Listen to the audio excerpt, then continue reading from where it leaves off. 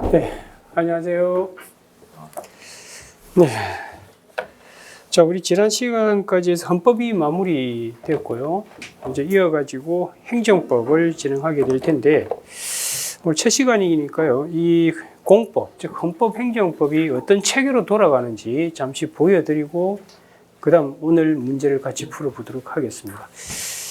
계속 제가 헌법할 때도 강조드렸습니다만은 헌법과 행정법은 하나의 법 체계 안에서 움직이기 때문에 이걸 분리해서 보는 시각을 가지면 절대 안 돼요. 시간이 2배 든다고. 그래서 헌법, 행정법은 하나의 시스템으로 돌아갈 수 있도록 하시기 바랍니다. 제가 결론부터 말씀드리면 계속 강조하지만 헌법, 행정법을 합쳐서 우리가 공법이라고 하는 이유는 둘 다 기본적으로 국가 작용에 대해서 법치주의를 놓고 국민이 싸우는 거예요. 그래서 국가 작용이 법치 국가 원리에 반했다 하면서 싸우는데, 그때 싸울 때 국민을 구제해주는 1차적인 잣대는 뭐냐면은 그건 법원에서 일단 구제해준다고요. 그게 행정법원이 됐든 형사법원이 됐든 거기서 이제 구제되기 어려울 때 어디로 넘어온다고요? 헌법소원, 헌법재판소에서 구제해주는 거예요. 그래서 헌법소원의 소송 요건 중에 보충성이라는 게 들어있는 거라고요. 뭔 말인지 이해가 되죠? 근데 공통점은 둘 다 뭐라고요? 국가작용이 법치에 반하는가 안 반하는가 이걸 놓고 싸우게 되는 거예요. 자, 그럼 칠판 잠시 보실래요? 우리가 이제 국가가 이렇게 있잖아요. 그럼 국가작용에 보면 이게 이제 공권력 작용이라고 그러잖아요. 공권력에 보면 입법, 그 다음 행정, 그 다음 사법 이렇게 돼 있잖아요. 그죠? 이게 다 이제 공권력 국가가 하는 작용인데 이걸 우리 합쳐가 이걸 움직이게 되면 이걸 공권력 행사, 안 움직이면 공권력의 불행사 이렇게 얘기하는 거예요. 이게 공권력 행사 혹은 불행사 이렇게 얘기하는 거예요. 이게 이제 부작위가 되는 것이고요. 자, 그런데 계속 강조하지만 과거 절대군주 시대 때는요, 국가가 이런 공권력 행사를 할 때에 어떠한 제약을 받지 않았다고요. 그래서 그런 시대를 제가 인치의 시대라고 하면서 사람이 다스렸던 시대라고. 그러다가 시민혁명이 터지고 난 이후에 드디어 국민들이 대표자를 뽑고 그 대표자가 만든 법의 시스템에 따라서 국가가 움직이는 시대가 열려요. 물론 그때 법은 당연히 헌법도 들어오죠. 헌법은 국민이 직접 만든 거고요. 헌법의 테두리 안에서 국민으로부터 허락받은 국회에서 구체적인 법률을 만드는 거라고. 그러니까 이해되셨죠? 그래서 법치의 시대가 열리는 거예요. 그게 이제 공법의 출발이라고요. 그래서 공법의 역사는 짧은 거라고요. 그래서 민법의 역사는 인류의 역사와 개를 같이 한다고. 2000 몇백 년의 역사를 자랑하지만 공법은 몇백 년 고작 될까 말까 하다고. 그전에는 무법의 세계였다고. 어차피 공법이 국가를 컨트롤하는 법이잖아요. 근데 절대군주 시대도 어떻게 컨트롤해요? 말이 안 되잖아요. 그래서 이 국가가 밑으로 내려온다고 이렇게 쭉 내려오는데,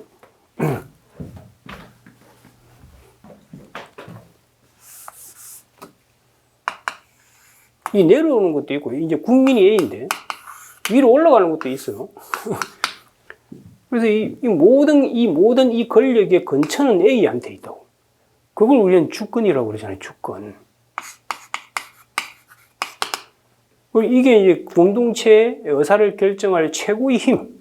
그게 이제 주권인데, 밥 먹고 살기 바빠 죽겠는데, 이런 걸 구체적으로 할 시간이 어디 있어요? 그래서 뜨는 게 있잖아요. 그걸 대의제의 원리라고 이야기하는 거예요. 그래서 이걸 지배하는 대원칙은 이쪽으로 올라가는 게 있고, 밑으로 내려오는 게 있는데, 그래서 이 친구들이 내려올 때는 국민들이 뽑은 대표자가 만든 법에 따라 내려오라.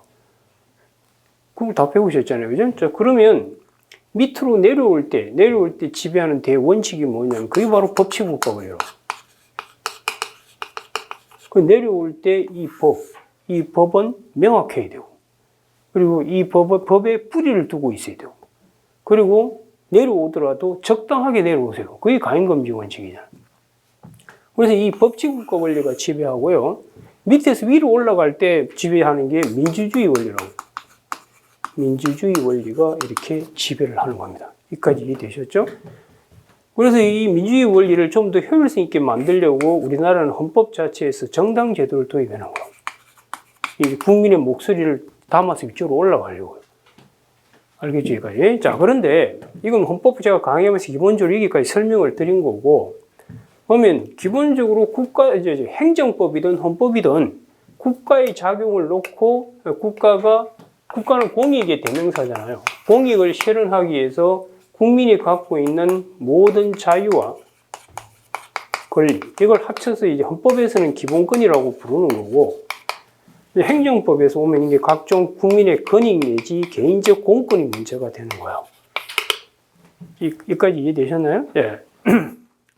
그래서 이런 모든 국민의 자유와 권리를 국가는 공익 실현이라는 미명하에 밑으로 내려온다고. 내려오는 걸 뭐라고 그러죠? 이 기본권을 제한하는 거라고, 제한. 근데 이 제한하되 법치를 지키면서 제한하라는 거예요. 그게 이제 헌법에 다루는 주 메카예요. 그래서 이 제한이 한계를 벗어나면, 한계를 일탈하게 되면 기본권 침해가 있다라고 얘기하는 거고, 제한의 한계를 벗어났는지 안 벗어났는지를 판단하는 척도로 여러분 시험에서는 90%가 가행금지라고. 그 다음 남은 게 법률 유보하고 명확성의 원칙, 이런 것이 거의 주를 이루게 됩니다. 뭔 말인지 이해가 돼요? 예, 그건 헌법은 공부할 게 없다고 내가 분명히 얘기하잖아요. 헌법은 행정법 공부에 50%도 안 된다고요. 단순하다고, 단순 행법은. 근데 행정법은 디테일하게 들어가요. 여기서 뭘 빼내느냐 하면, 행정법은 이 부분을 빼내는 거야. 이 부분을 쭉 빼내어가지고, 여기는 법치국가 원리 그러지만, 여기에서는 법치행정이라고 부른다고. 이 법치행정도 이 헌법 교과서 보세요. 법치국가 원리 안에 집어넣어놨다고. 그래서 이 행정을 할 때, 여기 있잖아요, 행정. 이 행정할 때 법에 따라 하라는 거예요. 그 법치행정을 놓고 국가하고 국민이 싸우는 걸 규범적 시각에서 컨트롤하는 것이 행정법이라고. 그래서 일단 기본적으로요, 여기 있는 국가작용에 대해서는 일단 법원에서 국민이 이게 얻어 터지면 일반 법원에서 구제를 받아요. 근데 그게 안 되잖아요? 그러면 이제 마지막 어디로 온다고요? 헌법재판소로 넘어오는 거라고. 이해가 되리라 믿습니다. 그리고 제가 헌법을 정리할 때 뭐 가지고 정리하라고 그랬죠? 68조 1항 갖고 체계를 잡으셔야 돼요. 68조 1항 갖고 헌법의 기본 메커니즘을 딱 정리해놔야 돼요. 그리고 그 옆에다가 이 격까지만 탁탁탁 집어넣으면 게임 끝난다고요. 그럼 이제 행정법 뭐 가지고 여러분 정리를 하셔야 되느냐면 취소소송 갖고 정리를 하셔야 됩니다. 그래서 이걸 빼내면 이런 거예요. 결국 이제 행정법에서는 국가를 하지 않고 이게 이제 행정청이 등장합니다. 그래서 이 행정청이 국민 A를 향해서 일단 행정작용을 한다고. 이렇게. 그럼 이 행정작용을 지배하는 대원칙이 뭐냐면 법치행정이에요. 그럼 국민은 뭐라고 주장하겠어요? 야, 너 지금 공익 실현한다고 행정작용 했는데 그게 법치에 반한 행정이야. 이러면서 소송을 통해 다투는 거라고요. 그럼 국가는 뭐라고 그랬어요? 소송이 와가지고. 법대로 했는데 왜 말이 많냐고. 그걸 싸우는 거예요. 자, 그러면 일단 A는요, 이 행정작용이 자기가 보기에 법치에 반한다 싶으면 여기에 대해서 소송을 제기해서 구제받게 되는 거라고. 그 소송이 행정법에서 대명사격이 뭐냐면 취소소송이라고. 그 취소소송은 대표적인 항고소송이고, 행정법에서 항고란 표현을 쓰는 것은 다 처분에 대해서 불만이 있을 때 다투는 걸 항고라고 이름을 붙이는 거예요. 그래서 이 부분에 대해서 대표적인 소송이 취소소송이라고. 그래서 이걸 가지고 행정법 체계를 잡으셔야 돼요. 자, 그리고 제가 헌법할 때도 강조했지만 보통의 여러분이 배우는 민사법이나 형사법은 실체법과 절차법이 딱 분리시켜 놨다고요. 무슨 말이냐면 민법이 있고 민사소송법이 있고 형법이 있고 형사소송법이 있잖아요. 그래서 딱 분리시켜서 이렇게 테스트를 하는데 이 공법에서는요, 실체법, 절차법을 분리 안 시켜놓고 안에서 세트로 같이 한다고요. 그래서 공법 시험 칠 때는 이게 절차법적인 내용을 묻는 건지 실체법적인 내용을 묻는지를 구분 못하면 엉터리 답안을 쓰게 돼요. 쉽게 말해서 절차법적으로 묻는 대표적인 게 뭐냐면 소송 요건을 묻는 거라고. 소제기 요건. 그 다음 이제 실체는 본안을 묻는 거라고. 본안이라는 게 결국 법치에 반하는가 안 반하는가 이걸 묻는 거라고요. 뭔 말인지 이해가 되셨어요? 이걸 항상 구분해야 돼요. 그래서 이게 소송 요건 묻는 문제인지 본안 묻는 문제인지를 학생들이 자꾸 헷갈려가지고 말도 안 되게 이상한 답안을 써가지고 제출해가지고 자기는 열심히 잘 썼다고 막 뛰어다니고 있는데 그 다음에 서울역에서 발견될 수 있어요. 조심하셔야 돼요. 여기까지 이해되셨어요? 자, 그래서 소송으로 가게 되면 딱 두 가지를 일단 크게 나누셔야 돼요. 그래서 첫 번째가 뭐냐면 소송 요건. 제가 헌법에서도 여러분 헌법재판소법 68조 제1항 헌법소원이 소송 요건이 8개지만 4개로 다 분류되어 버린다고 그랬어요.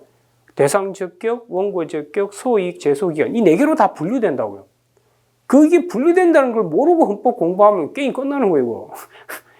그래서 여러분들 대상 적격이 왜 공법에서 중요하냐면요. 그게 간할 이분화라고 그래가지고 법원에서 다툴지 헌법재판소에서 다툴지를 가름해 주기 때문에 그래요. 대상 적격은 여러분 언어로 바꾸면 뭐냐면 이게 법원, 즉 행정법원에서 다툴 건인지 헌법재판소에서 다툴 건인지를 정해주는 거예요. 그러니까 법원에서 다툴 거리를 왜 헌법재판소에 들고 왔어요? 그러니까 보충성이나 직접성 이게 다 대상 적격 문제라고요. 그 다음 공권력 행사, 불행사 플러스 직접성, 보충성 이게 다 대상 적격의 문제가 되는 거예요. 그러니까 여기도 마찬가지 여기도 소송 요건이 총 8개예요. 똑같이. 8개인데 사실 분류해보면 크게 4개밖에 없어요. 그래서 핵심적인 소송 요건이 대상 적격, 그 다음 원고 적격, 그 다음 이제 소의 이익, 그 다음 제소기간 이 4개를 축을 해서 돌아가는 거예요. 그 위에 또 있잖아요. 뭐 예외적 행정심판 전치주의 뭐 쭉 있잖아요. 그 예외적 행정심판 전치주의라는 게 헌법소원에서 일종의 보충성과 마찬가지로 행정심판 안 거치고 온 건 법원에 거리가 안 된다는 뜻이라고. 가면 여기까지 그걸 여러분이 잘 이해를 하셔야 돼요. 그래서 이 소송 요건 8개를 묻는지를 봐야 되고 그 다음에 이제 2단계는 소송이 금방 끝나는 게 아니기 때문에 임시 구제 장치를 마련해 주인다고. 그게 이제 가구제. 그래서 여러분 헌법에서도 가처분에 대해서 배우셨겠지만 행정법에서는 가구제로서 중요한 것이 집행정지라는 게 기다리고 있다고. 들어보셨을 거고요. 그 다음 뭐 이게 없으면 이게 안 되는 경우가 있거든요. 그때는 이제 가처분 논의를 해야 됩니다. 이거는 행소법에 있지만 행정소송법에 이건 없죠. 민사집행법에 들어있을 거예요. 그죠? 네. 이걸 이제 하셔야 되고, 그 다음 이제 세 번째가, 이게 이제 본안으로 들어오는 게 심리라고, 심리. 여기 이제 본안의 문제가 되는데, 이 본안은요, 헌법에서는 본안이 뭐냐면, 68조 1항에서 본안은 뭐냐면, 기본권 침해 여부라고. 그래서 기본권이 침해되냐, 이걸 따지는 거라고. 이걸 묻는 문제인지. 아니면 그 68조 1항의 소송 요건 8가지를 묻고 있는 건지 그걸 구분하셔야 돼요. 그리고 이제 기본권 침해 여부는요. 일단 이 A의 기본권, 이 기본권 제한이 있는지 이걸 먼저 봐야 되고 그럼 두 번째, 제한이 있다면 이 제한 한계, 일탈 여부를 따지는 거라고. 그리고 이제 한계 일탈 여부는 거의 대다수가 뭐냐면 이게 다 법치에 반한다. 법치에 반해서 제한하면 한계 일탈한 거예요. 즉 법치라고 되어 있잖아요. 법치. 그게 이제 첫 번째 가장 중요한 게 과잉금지고. 과잉금지. 그 다음 이제 두 번째가 명확성. 세 번째가 법률 유보. 이게 거의 주를 이룬다고요. 무슨 말 이해가 되셨어요? 예, 좋습니다. 그 다음 이제 행정법은 이렇게 하는 게 아니고요. 행정법의 본안은 어떻게 하느냐? 주체, 내용, 절차, 형식 이 4가지 각도에서 판단한다고. 이거는 권한의 문제고 권한 없는 행정처행이 했냐 아니냐. 이건 조직법에 의해서 결정이 돼요. 조직법. 그 다음에 이제 내용이 뭐냐면 이게 가장 중요하죠. 법률의. 그 다음 헌법에서 배운 법률 유보가 여기도 그대로 들어온다고. 법률에 뿌리를 두면서 이 행정을 하라는 거예요. 그 다음에 이제 절차, 이거는 여러분들 행정절차법을 활용을 잘 하셔야 되고, 행정절차법 활용. 형식은 문서로 하라는데 안 했을 때 문제가 되는 거예요.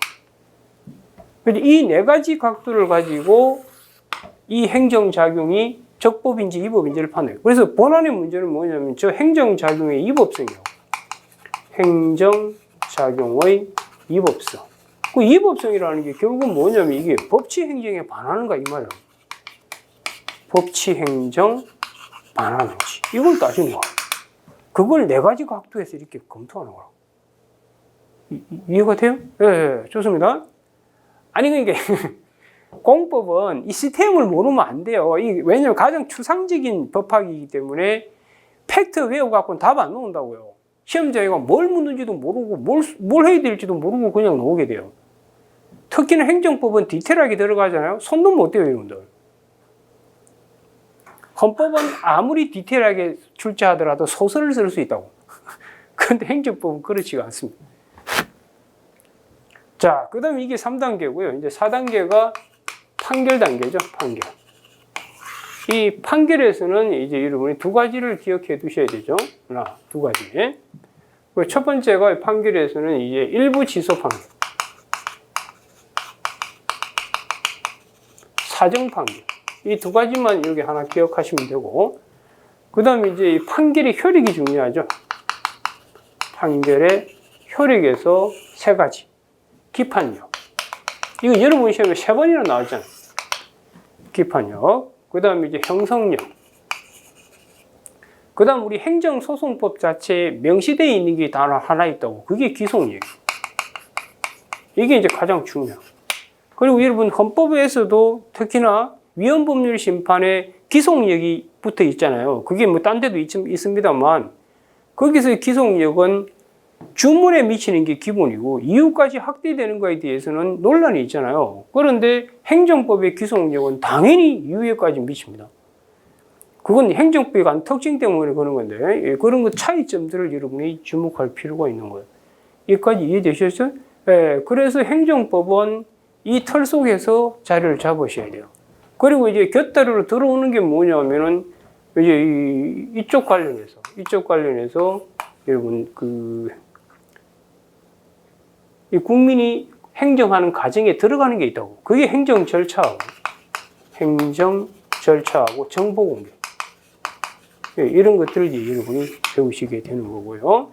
그 다음 이 행정작용에 대해서 이게 적법이라면 적법이고 위법일 수 있잖아요. 그죠? 그럼 적법이면 국민 A는 따라야 될 의무가 있고 안 따르면 이제 따르게 하기 위해서 여기 개입하는 게 행정의 실효성 확보 수단이에요. 대집행 같은 것부터 해가지고. 그러니까 이거는 이제 공익을 위해서 이렇게 하는 거고요. 위법이면 국민은 따를 이유가 없고, 그런데 A의 권익을 침해하잖아요? 그럼 침해하면 이걸 보호해줘야 되죠, 보호.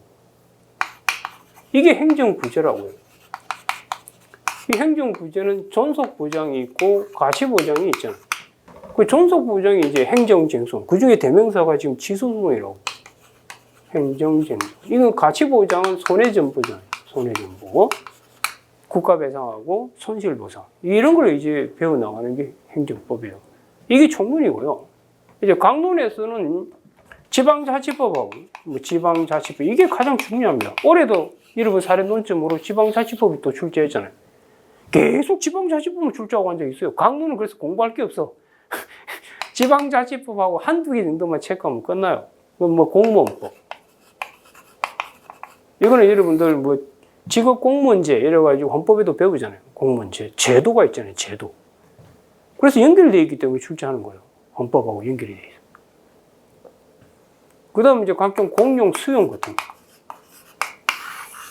이런 것이 이제 몇 가지 없어요. 강론은.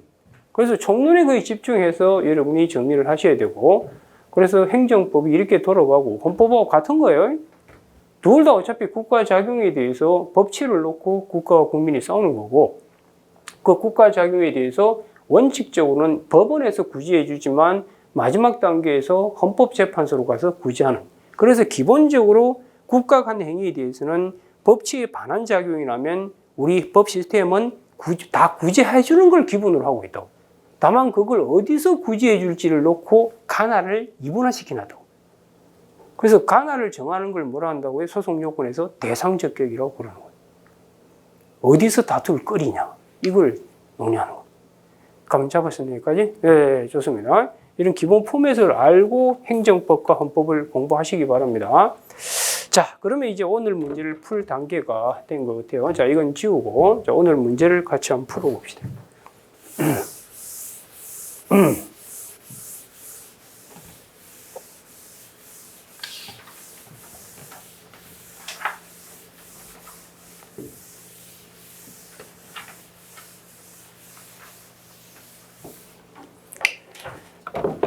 항상 문제 풀 때 여러분들 밑에 물어보는 구체적 질문지를 먼저 읽고 위로 올라가세요. 그리고 이제 그 문제 안에 그 주인공들을 체크하고, 특히 행정법하고 헌법에서 가장 문제 풀 때 주목하셔야 될 게, 헌법에서는 저 공권력 때문에 이 사례에서 국민의 어떤 기본권이 제한받게 되는가, 그 기본권을 설정 못하면은 출발이 안 된다고요.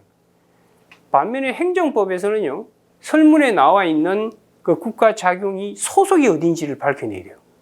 이게 허가인지 특허인지 아니면 이게 기속인지 재량인지 그 성질이 파악이 안 되면은 문제 출발이 안 된다는 점을 명심을 하세요. 이게 아주 중요한 포인트가 되게 될 겁니다. 오케이? 자, 좋습니다.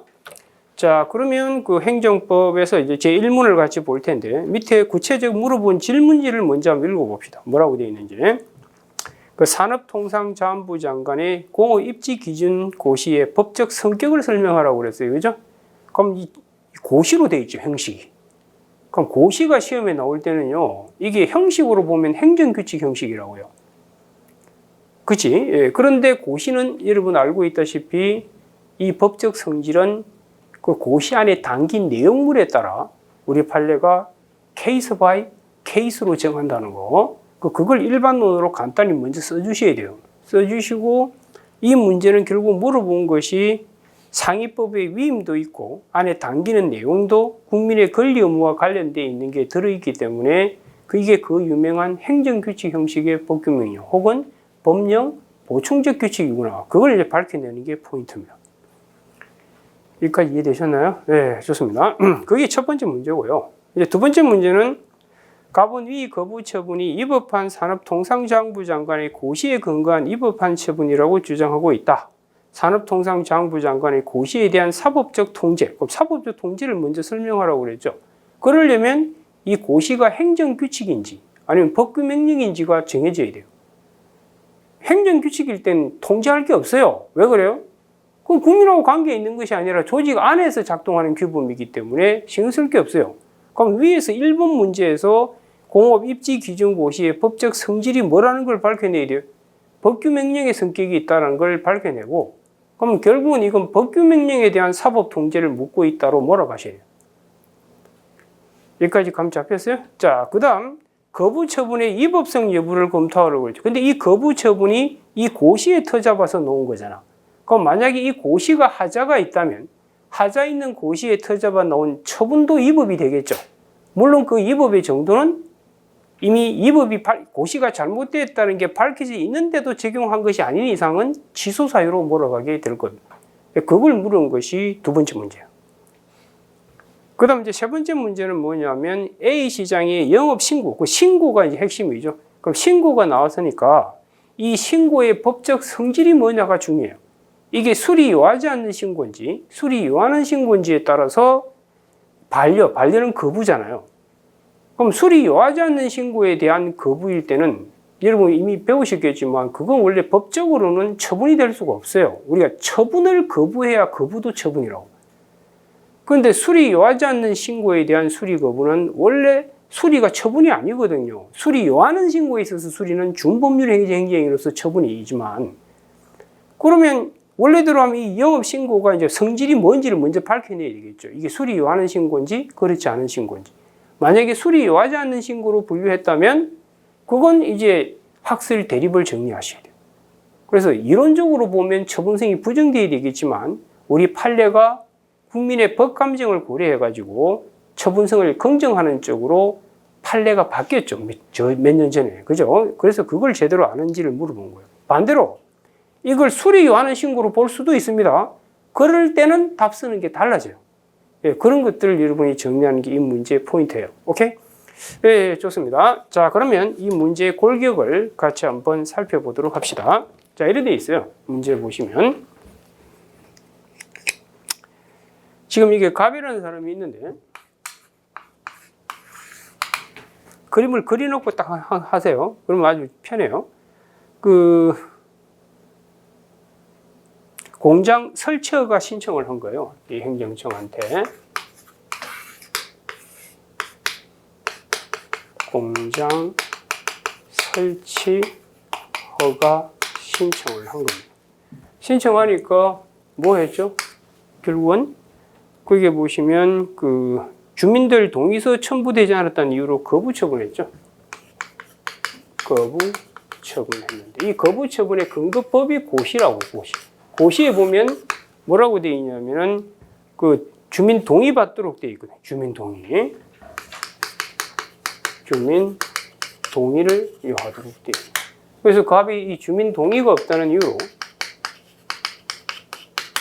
도로 이제 거부 처분을 이렇게 한 겁니다. 여기까지 이해되셨죠? 자, 그리고 이 고시는 어디로부터 위임을 받았죠?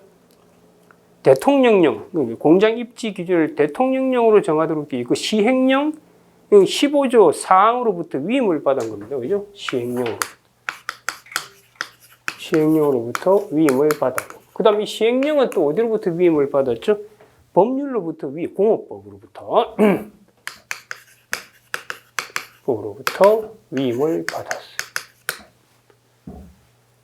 자, 그러면 상위법에 위임을 받아서 만들었고 안에 담길 내용도 뭐예요? 주민 동의가 없으면 공장 설치 허가가 안 되도록 되어 있거든. 그러니까 이 안에 담길 내용은 뭐가 되죠? 이건 법규제인 거라고. 국민의 권리 의무에 관한 사항을 담고 있다.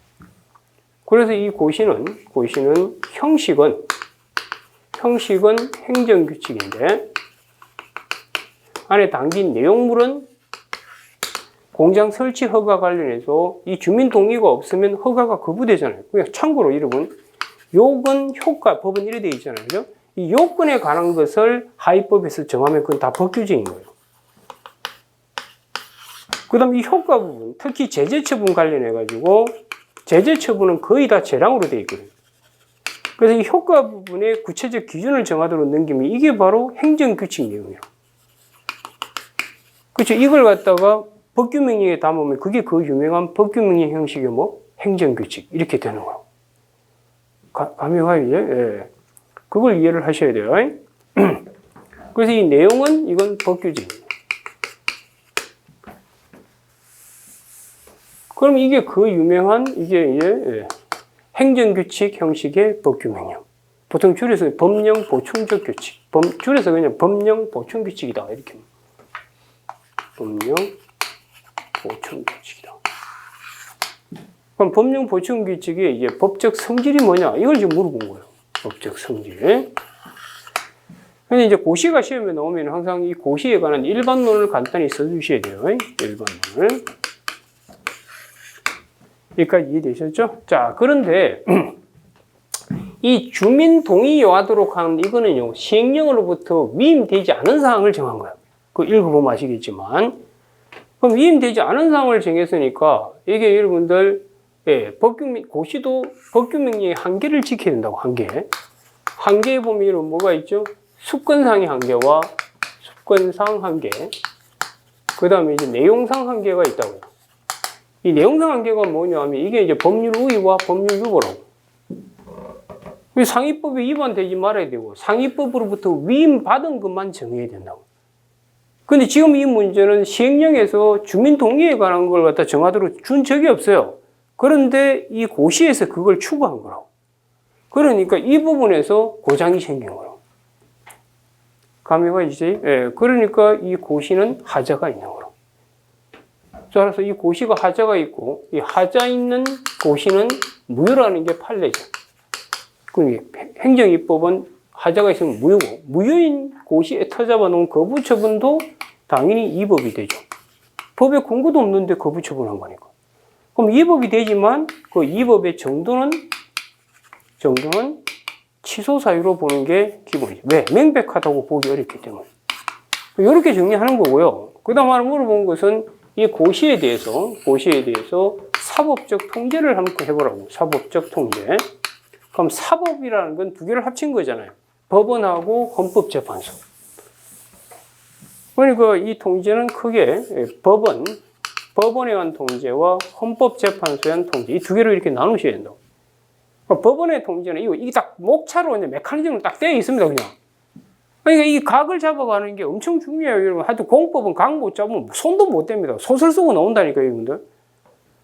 그러니까 이 법원에서 하는 것 중에 대표적인 게 이제 구체적 107조 2항의 헌법, 그 구체적 규범 통제는 위헌, 위법, 명령, 규칙, 심사. 구체적 규범 통제. 이게 위헌, 위법, 명령, 규칙, 심사제로 가는 거라고. 이게 바로 여러분들 이제 구체적 규범 통제니까 재판의 전제성. 위헌법률 심판하고 똑같잖아요. 그때는 법률이 헌법이 위반되는 거예요. 그래서 헌법 시간에 배웠겠지만 위헌법률 심판에서 가장 중요한 소송 요건이 뭐예요? 재판의 전제성이잖아요. 개적다. 이 재판이 계속되어 있어야 되고 그 법이 이 사건에 적용되어야 되고 그리고 위헌받았을 때 다른 내용의 재판이 나올 수 있으면 그게 이제 그게 소의 이익이라고요. 소송 요건에서. 알겠나 여기까지? 그걸 쓰는 거고. 그 다음에 이제 처분적 법규 명령이라면 이때는 항고소송으로 갈 수도 있습니다. 그런데 지금 이 고시는요, 일반 추상적인 거고, 그 다음에 이제 구체적으로 행정청이 저 거부 처분을 해야 비로소 갑의 권리가 침문받아요. 그래서 이게 헌법소원으로 바로 가기도 어려워요. 직접성이 없기 때문에. 우리 직접성 요건이 충족돼야 헌법재판의 거리가 되는 거라고. 그래서 일반 추상적이고 직접성도 없어. 그럼 딱 할 수 있는 거 하나밖에 없어요. 이쪽으로 가야 돼요. 이쪽으로. 이거는 처분적 법규명령은 구체성이 있어요. 그 다음 헌법재판소가 과연 이거 통제할 수 있겠는가에 대해서 헌법 107조를 어떻게 해석할지가 문제라고. 헌법 107조에 보면 1항에 보면 뭐라고 되어 있죠? 법률은 헌법재판소가 통제하고 그 다음 법규명령은 법원에서 통제하도록 이렇게 딱 이분화시켜 놨다고요. 그걸 액면 그대로 해석하면 헌법재판소로 갈 수 있는 거리가 안 된다고 할 수도 있겠지만 우리 대법원은 그렇지 않지만 헌법재판소는 구체적 사건에 재판에 전제됨이 없이 직접성이 있어가지고 국민의 기본권을 바로 두드려 잡을 때는 헌법소원이 가능하다. 이게 우리 헌법 시간에 배우셨잖아요. 그러니까 직접성이 있으면 헌법재판으로 올 수 있어요. 이게 이제 헌법소원이 되겠죠. 그런데 이번 이 문제는 직접성이 없어요. 없고 일반 추상적이기 때문에 이것도 안 되고 이것만 남게 될 겁니다. 감이와 여기까지? 네, 이런 것들을 정확하게 정리를 하죠. 이게 이제 1번 문제와 2번 문제를 다 푼 거예요. 그게 끝났죠.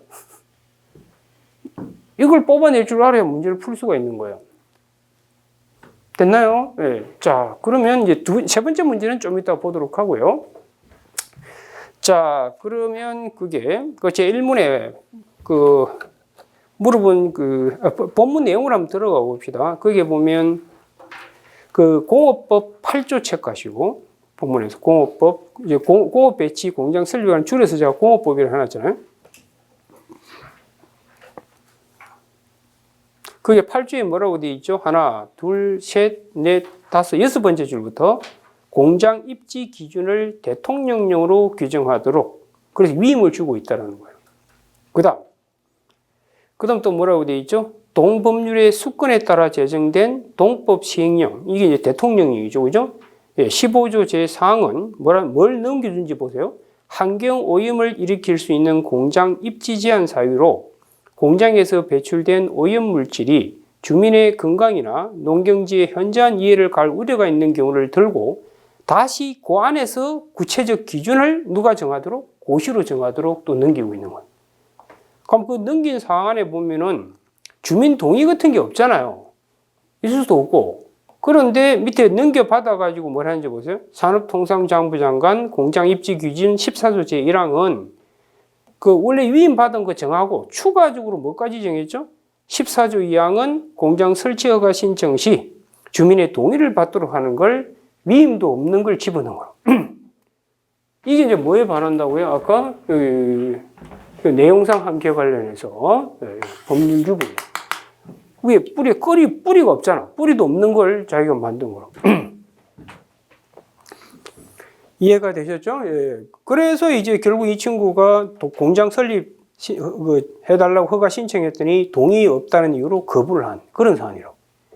여기까지 감 잡으셨어요? 자, 그래서 이제 첫 번째 물어본 것이 산업통상자원부 장관의 공장 입지 기준의 법적 성격을 설명하라고 그랬으니까 그건 결국 이거 묻는 거죠. 법령 보충 규칙을 묻고 있는 거예요. 그래서 바로 쓱 들어가면 안 되고요. 고시가 나왔을 때는 고시의 일반론을 간단히 쓰시고 그 다음에 이제 고시는 법적 성격이 케이스 바이 케이스인데 사안은 법령 보충적 규칙에 해당한다. 그럼 이놈의 법적 성질을 뭘로 봐야 될 것인가? 이렇게 해서 내려가는 겁니다. 자, 그러면 제가 답안을 어떻게 썼는지 한번 보시기 바랍니다.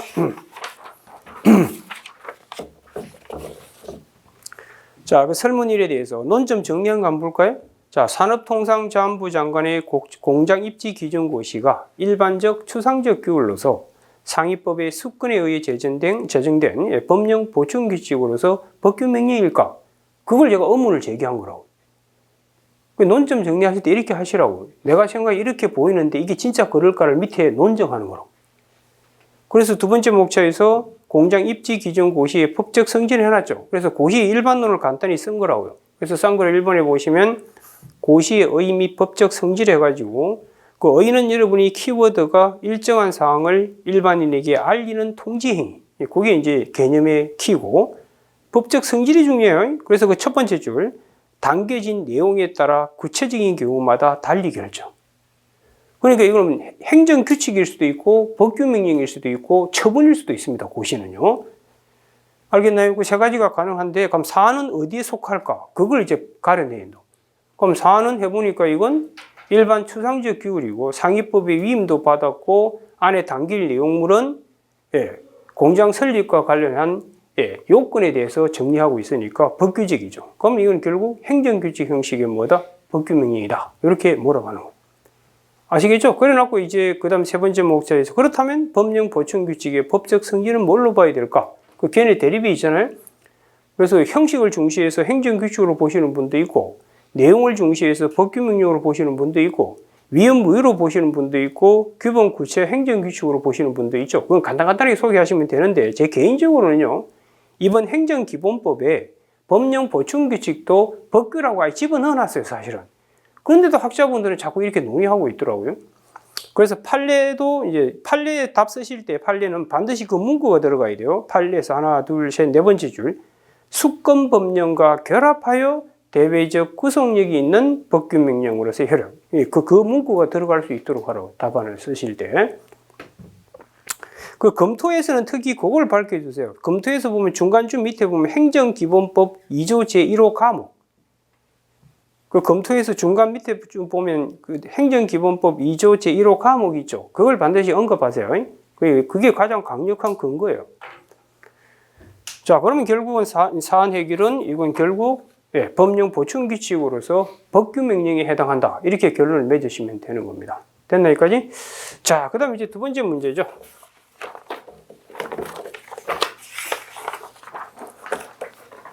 두 번째 문제 보시면은 자, 갑은 위 거부 처분이 위법한 산업통상자원부 장관의 고시에 근거한 위법한 처분이라고 주장하고 있다. 자, 그러고 이제 산업통상자원부 장관의 고시에 대한 사법적 통제, 그걸 일단 먼저 설명하라고 그랬고, 그 다음 거부 처분의 위법성은 이 고시가 위법하면 뭐도 위법해지죠? 거부 처분도 위법이 될 테니까, 그럼 이 고시의 위법성을 이제 법규명령의 한계 가지고 덤벼들어야 된다고.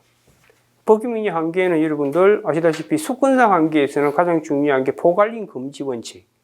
그 다음 내용상 한계와 관련해서는 법률의 법률 유보인데 사안은 법률 유보와 관련해서 수권이 안 된 부분에 대해서 규정을 했기 때문에 문제가 생긴 거라고. 알겠어요? 예, 그걸 쓰는 게 핵심 포인트예요. 자, 그러면 같이 한번 볼까요? 그 논점 정리한 거 한번 볼게요. 자, 어떻게 하는지. 그럼 판례와 다수의 입장과 같이 법령 보충 규칙이 법규 명령의 성격을 갖는다면, 그럼 결국 이 문제는 법규 명령에 대한 사법 통제로 기길이 되게 될 거라고요. 이해가 되죠? 그러면 딱 공식이 나와요. 그럼 법원이 통제하는 건 구체적 규범 통제 아니면 항고소송. 그 다음에 이제 헌법재판소는 헌법소원. 이렇게 이제 가지치기 하면서 들어가게 될 거고, 그 다음에 이제 거부처분의 위법 여부는 거부처분의 근거가 된 이 고시가 과연 이원 위법한지 그걸 이제 검토하면 되겠죠. 그게 하자가 있으면 그에 터잡아 나온 이 거부 처분도 위법이 될 거라고. 그럼 결국은 위임 명령의 한계, 즉 법규 명령 중에 법규 명령에서는 집행 신경 쓰지 마세요. 다 위임 명령이니까 기본은. 그래서 수권상 한계, 내용상 한계 나눠 가지고 위법 여부를 검토하면 되겠죠. 헌법보다 훨씬 디테일하게 들어가요, 행정법은요. 그래서 이번에 보시면 산업통상자원부 장관의 고시에 대한 사법적 통제, 크게 목차 보세요. 법원에 의한 통제와 그다음 뒤로 넘겨보시면 뭐로 나눠야 되겠어요? 헌법재판소에 의한 통제, 이 두 개로 크게 나뉘는 거라고. 그럼 법원에 의한 통제는 구체적 규범 통제하고 항고소송, 그 두 개로 이 목차가 딱 잡혀 있어요. 그리고 구체적 규범 통제 어떻게 하는지는 여러분이 일반론 배우시면 돼요. 그건 제가 설명할 내용이 없다고. 그래서 이거는 구체적 규범 통제로 가면 돼요. 되는 것이고 항고소송으로 가기엔 이건 구체성이 없다고. 일반 추상적이니까. 그래서 안 된다. 이렇게 몰아가면 돼요. 안에 내용물은 여러분이 보시라고. 그건 제가 뭐 설명할 내용이 없습니다. 그건 일반 기본 강의 때 배우는 거지. 제가 이 사례에서 가르쳐 드리는 게 아니에요. 그래서 사례에서는 무엇보다도 여러분에게 각을 잡아 드리고요. 그 각 속에서 답안을 어떻게 논리 정연하게 전개해 가는가. 그래서 특히 여러분 공법에서는요. 공법에서 가장 채점 포인트는 두 개예요. 일단 논점 이탈이 없어요. 논점을 제대로 출출했는지. 그 다음 두 번째가 단계 구조를 제대로 밟았는지. 단계 구조 이걸 제대로 밟아서 가는지. 단계 구조가 뭐냐면 이거 이야기가 있어야 그 다음 이야기가 나올 수 있어야 돼요. 이 순서가 뒤바뀌잖아요. 그러면 팩트를 적었더라도 이건 까락이에요 그냥. 그래서 목차만 딱 읽어보면 이 친구 이거 논리 체계를 갖춰서 단계를 밟았는지가 딱 답이 나오는 거라고요. 그래서 이 체계가 중요한 거예요. 틀. 그래서 공법에서 가장 중요한 건 틀이에요. 틀을 잡아요. 틀을 잡고 이 안에다가 물을 집어넣는 거라고. 밥그릇 형성 안 되는데 물을 담아보세요. 다 빠져나가 버리죠. 더더욱 그 공법은 그래요. 이 공법은 두리뭉실하기 때문에 밥그릇 형성 안 되면 게임 끝납니다. 감 잡으실 여기까지? 그러니까 이 문제가 딱 나오면 목차 구성은 딱 잡혀 있는 거라고. 법원이 통제하는 거. 그 안에는 구체적 규범 통제와 항고소송. 그 다음 헌법재판소에 의한 통제. 헌법재판 통제는 되는지 안 되는지 논란을 간단히 쓰시고요. 그렇게 해가지고 접근하면 되는데 사안은 무슨 성이 없다고 해요? 누가 찍었어? 아니, 여기죠. 직접성이 없기 때문에 헌법소원의 거리가 되기는 어렵다. 감 잡으셨어요? 자, 그렇게 하시고, 그 나머지 안에 내용은 보세요. 보시면 충분히 이해가 되실 겁니다. 자, 그러면 이제 3번으로 오셔가지고 A시장의 거부 처분의 위법성이죠. 이거 위법성을 검토하려면 이 고시의 위법성이 있는지를 밝혀내면 되는 거라고. 7번 잠시 보세요. 보통은 제가 아까, 어디 갔지? 아까 제가 지금 거부 처분의 위법성을 묻고 있잖아요. 그럼 원래대로 하면 거부 처분의 위법성은 준해절형이잖아요. 그쵸? 그런데 여기서 이건 문제될 게 없고 문제될 게 없고 남은 건 이거예요, 이거. 이건데, 보통은 이제 이 법률 우위하고 법률 유보하고 하잖아요. 그런데 이 처분의 근거법이 고장이 났었을 때는 이런 논의하지 마시고 뭐만 논의하면 된다고? 이 처분의 근거법이 고장이 있는지만 검토해버리면 이게 고장이 있으면 자동으로 이놈도 고장이 있게 되는 거라고. 알겠어요? 보통은 그냥 이렇게 해요. 이렇게 하는데 이 상위법, 이게 근거법이 고장이 생겼을 땐 이 포맷을 지켜서 답을 쓰라 이 말이에요. 알겠어요?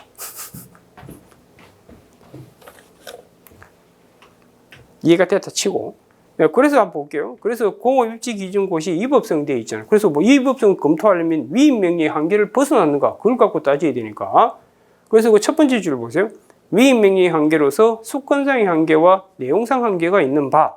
수권상 한계는 대표적인 게 포괄리임 금지라고. 이거 헌법에서도 상식이 다루잖아요. 그죠? 그 다음 이제 내용상 한계는 결국은 뭐죠? 수권 법령의 범위 내에서 제정되어야 되고, 그 다음 위반하지 말아야 되겠죠. 수권되지 않은 사항에 대해서 규정하면 안 되는 거예요. 그러면 그건 내용상 한계를 벗어난 거라고. 법률 유보라고 쉽게 말해서. 그럼 사안의 경우에 이건 수권되지 않은 사항에 대해서 규정을 한 거거든요. 그러니까 이게 법률 유보 원칙 2배가 되는 거죠.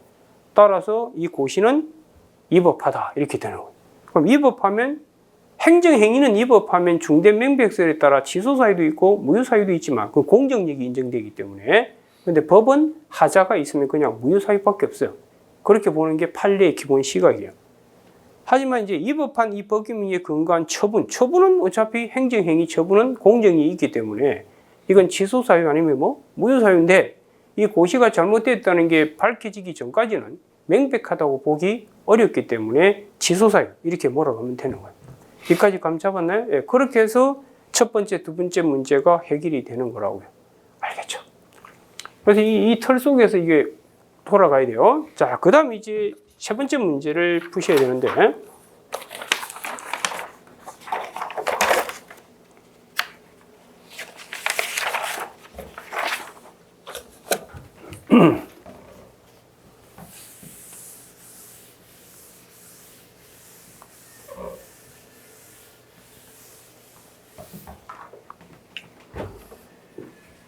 지금 세 번째 문제는 이제 을이라는 사람이 있어요. 을이라는 사람이 있고, 이제 행정청한테,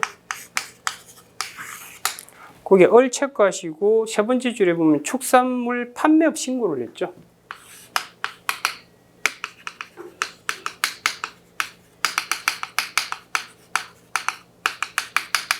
신고를 한 겁니다. 그랬더니 행정청이 신고에 대해서 뭘 한 거죠? 핑계대면서 결국 신고를 반려한 겁니다. 이 반려는 이제 거부한 거예요, 거부. 이렇게 한 거예요. 근데 물어본 문제는 이겁니다. 이 친구가 지금 이에 대해서 이제 다투려고 하겠죠. 그래서 이게 물어본 건 이 반려, 이게 만약 취소 소송을 제기하면 그 중에 대상적격이 있느냐, 이걸 물어본 거예요. 대상적격은 이것이 취소 소송의 거리가 되는가. 거리가 되려면 이 거부가 무슨 성이 있어야 된다고? 처분이어야 된다고, 처분. 처분이어야 대상적격 거리가 되는 거니까. 자, 그럼 지금 아시겠지만, 이 지금, 우리가, 이거 보세요. 이 행정청이, A가, 만약, 봅시다. A라는 친구가 만약 행정청한테 허가해달라고 허가 신청해요. 허가 신청했는데, 이에 대해서 허가를 즉 거부하잖아요. 그럼 이 허가는 행정행위잖아요. 그럼 이 행정행위를 거부하는 이것도 뭐다? 행정행위 내지는 처분이 되는 거라고. 여기까지 이해되셨죠? 자, 그러면 우리가 신고에는 두 가지가 있는데 수리요하는 신고가 있고 그 다음 수리요하지 않는 신고가 있거든요. 그럼 수리요하는 신고는 수리까지 있어야 법적 효과가 초래되니까 이 수리는 처분이라고. 그런데 수리요하지 않는 신고는 신고에 의해서 그냥 법적 효과가 생기는 거기 때문에 수리는 처분이 아니라고. 이해가 되셨어요? 처분이 아닌 거예요. 그럼 이 사안에서 만약에 신고했는데 수리를 거부한 거잖아요. 지금 반려한 건데. 신고에 대해서 여기에 보면 이제 신고를 반려했다고 되어 있잖아요. 그 말은 무슨 말이에요? 신고 수리를 거부한 거라고 쉽게 말하면. 그럼 수리 거부가 처분이 되기 위해서는 수리가 처분해야 된다고. 알겠어요? 그런데 이건 처분이겠지만 수리요하지 않는 신고에서의 수리는 처분이 아니니까 이 수리를 거부하더라도 그것도 처분이 아니라고. 그렇기 때문에 이 신고가 여기인지 여기인지를 반드시 먼저 구별을 해내야 된다. 그래서 이 구별 기준을 쓰시고 이게 수리요하지 않는 신고인지 그 다음 수리요하는 신고인지가 결정이 돼요.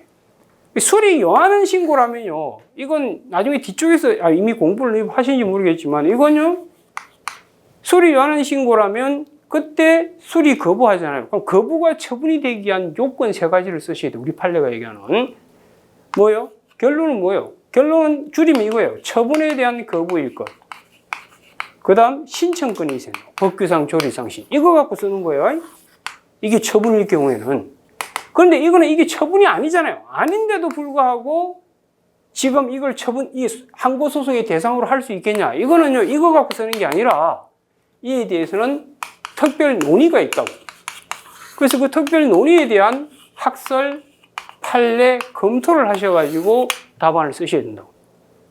감히와 여기까지 이 두 개를 정확하게 구분하셔야 돼요. 어떻게 제가 아마 해설에도 그걸 당구장 표시해서 아마 써놨을 거예요. 이렇게 볼 때를 어떻게 쓰고 저렇게 볼 때 어떻게 써야 되는지를. 감 잡으셨죠? 자, 그리고 이 칠판 잠시 보세요. 그리고 이게 어디 갔죠? 이거 구별할 때 구별 기준은 이미 행정기본법에 들어와 있죠. 행정기본법 조문 반드시 체크하셔야 돼요. 뭐 수리 필요하다고 되어 있으면 수리 요하는 신고. 그렇지 않으면 수리 요하지 않는 신고예요. 이에 따르면. 그런데 애매모호할 때는 이제 뭐 학자분들이 뭐 형식적 요건만 요하는지 실적 요건도 요하는지. 형식 요건이라는 건 구비 서류나 기재 사항만 기재하면 되는 거고, 실적 요건은 뭐 안전, 시설 이런 것들을 요하는지를 보시면 되는 거예요. 그런데 사실 이건요, 참조조문 보시면은 시설 기준을 요건으로 하고 있어요. 그러면 이건 어떻게 볼 여지도 있다고요? 수리 요하는 신고로 볼 여지도 있습니다. 그렇게 답을 쓰셔도 돼요. 그럴 때는 이렇게 써야 된다고, 이렇게. 아시겠어요? 예. 우리 판례가 세 가지를 제시하는데 그 세 가지를 줄이면 이거 하나요. 그런데 이쪽으로 보게 되면은, 이 논의를 쓰시. 감 잡으시죠, 여기까지. 그게 핵심 포인트예요. 그거 쓰시면 돼요.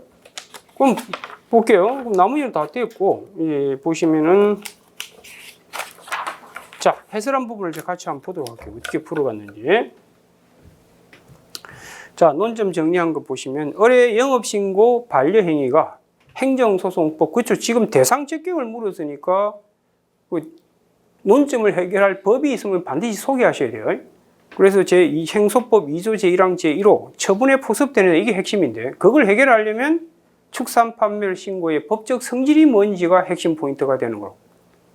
감 잡으셨어요? 예, 그래서 이제 지송 대상 적격 일반론 간단히 쓰시고, 그 다음 세 번째 목차에서 핵심 논점이 이제 신고의 법적 성질을 가려내야 된다. 그래서 신고의 의의 및 종류 일반론 간단히 쓰시고, 구별 기준 쓰실 때 행정기본법 34조를 반드시 소개하시라고. 됐나요? 소개하시고, 그 사안 포섭은 알아서 하시면 돼요.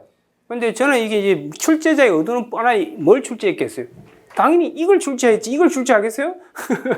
그러니까 억지로라도 어디로 몰아가라고요? 이쪽으로 몰아가서 답을 쓰는 게 논란거리가 있는 것이 출제할 테니까. 감 잡으셨을까요? 예, 그래서 저는 이걸 수리 요하지 않는 신고다. 이런 식으로 몰아간 거예요. 그래서 제가 그 당구장 표시한 부분이 있잖아요. 이걸 얼마든지 물어볼 수도 있다고요? 수리 요하는 신고로도 포섭이 가능하다고요. 자, 그렇다면 네 번째, 수리 거부의 처분성이. 논리적으로 따지면 이 수리 거부는 처분성이 없어요, 원래. 없는데, 우리나라 국민들의 그 법 감정과 그 다음 국민의 편의를 위해서 다툴 수 있도록 길을 트준 거예요, 우리 판례가. 그래서 그 학설 대립을 잘 정리해 두셔야 돼요. 그 부정설이 논리적으로는 맞아요.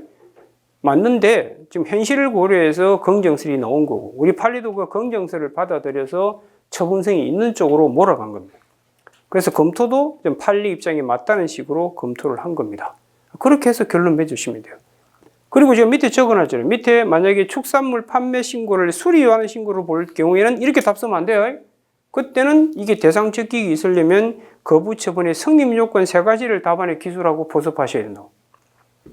알겠나요? 됐나요? 그리고 아니, 행정법은요, 대충대충 해서 답 나오는 게 아니에요.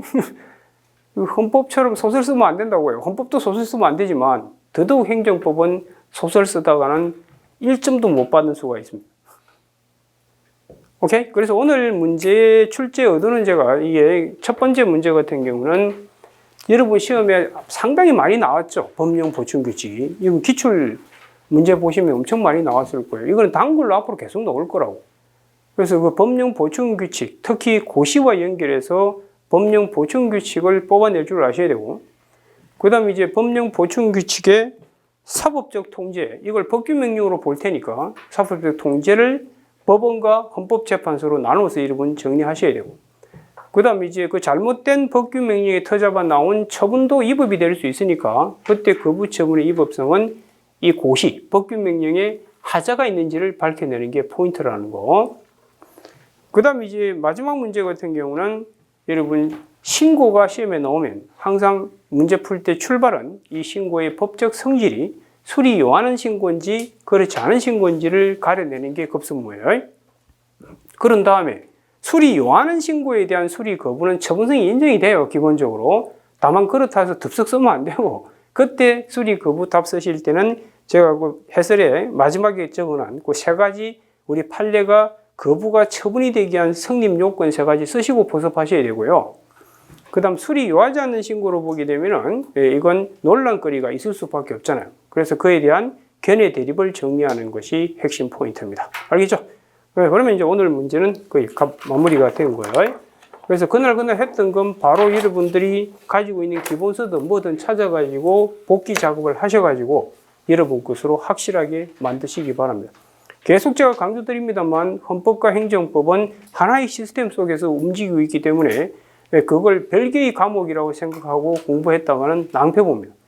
명심을 하시고 그렇게 준비를 하시기 바랍니다. 그래서 오늘 강평은 이것으로 마무리 짓고요. 내일 제2회 모의고사 때 다시 건강하게 찾아뵙도록 할게요. 수고했습니다.